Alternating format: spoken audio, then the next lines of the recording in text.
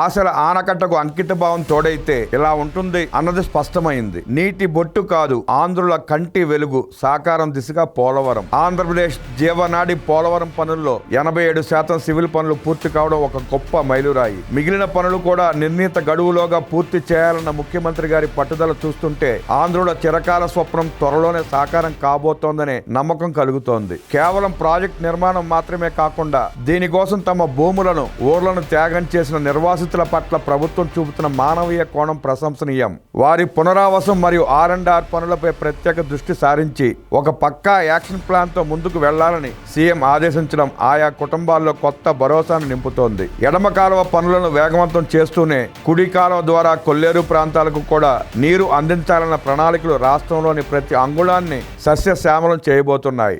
మే మొదటి వారంలో ముఖ్యమంత్రి గారు మళ్లీ పనులను తనిఖీ చేస్తానని ప్రకటించడం ఈ ప్రాజెక్టు పూర్తయ్యే వరకు ఆయన విశ్రమించరనే నిశ్చయానికి నిదర్శనం. అడ్డంకులన్నీ తొలగి గోదారమ్మ నీళ్లు మన పొలాల్లో పారే రోజు అతి దగ్గరలోనే ఉంది. ఈ అంకిత భావం, ఈ వేగం చూస్తుంటే ఆంధ్రప్రదేశ్ కరువు రహిత రాష్ట్రంగా మారుతుందన్న ఆశ ప్రతి గుండెలోనూ బలంగా వినిపిస్తోంది. మన కలల పోలవరం మన నవ్యాంధ్ర గర్వకారణం కాబోతోంది.